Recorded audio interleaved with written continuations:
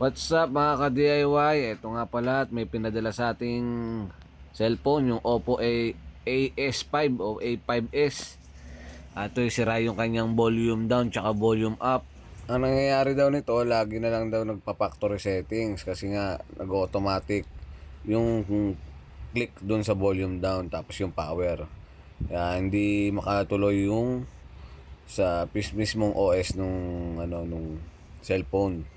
At kaya nga binaklas na natin, natanggalin natin yung mga tornilyo. Kung napapansin nyo, yung mga gamit ko, yung mga libre lang yan pag bumibili ka ng LCD kasi wala pa tayong mga gamit eh.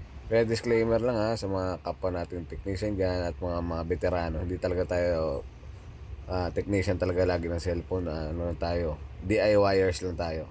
Kung ano lang meron tayong gamit, yun lang ang gamit natin talaga. Wala tayong kasing gamit. At ayan nga, nabaklas ko na yung pinaka parang backplate niya. At pagkabaklas nga nung pinaka parang backlight niya, kailangan na nating tanggalin yung ano niya, yung dati niyang parang flex nung volume up sa volume down. Ay kung nakikita nyo sa may bandang kaliwa, sa power button yun, okay na yun. Nakabit ko na yun last time eh. Kaso nga, hindi pala kasama yung sa volume up tsaka sa volume down. Kaya sabi ko dun sa may-ari, i-order muna siya ulit sa online. Para sabay-sabay na nating maayos. Kasi talaga nagkaka-problema eh. Nagpa-factory settings eh. Yan, tinanggal ko na nga yung board. Ayan, at kailangan na nating, kita nyo sa may bandang kanan.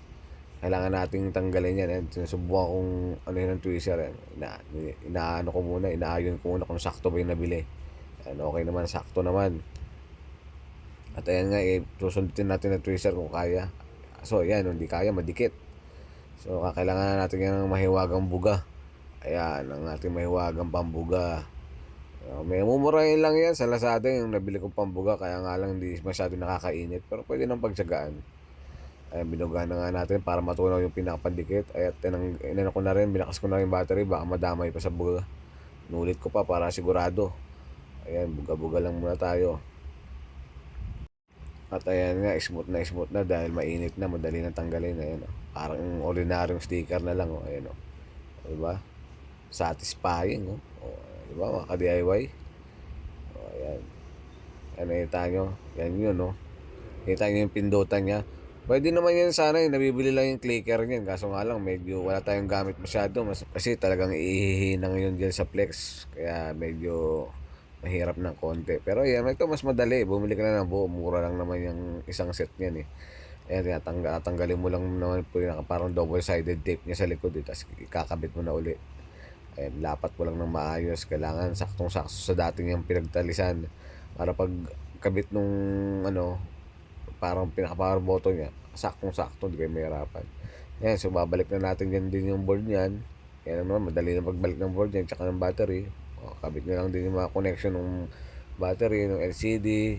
So, ayan, yung napapansin nyo, nilagyan ko ng scotch tape, ng clear tape, para pag binalik ko yung ano, buong board at saka yung ano, madali lang yung body niya. Ayan, tinesting na natin at nag-open naman siya. Pag nagtuloy na yan, hindi nag-factory settings, okay na yan. Ayan, tagal talaga ng Oppo, magalang kasi masyado yung Oppo eh. Yung dati kasi kapag open mo pa lang, hindi na dumidiretso sa logo, nagpa-factory settings muna agad siya. Yung parang ano, parang minsan safe mode, minsan pinapapili ka ng language, ganun nangyayari kasi nakadiin yung ano eh, sa power button eh.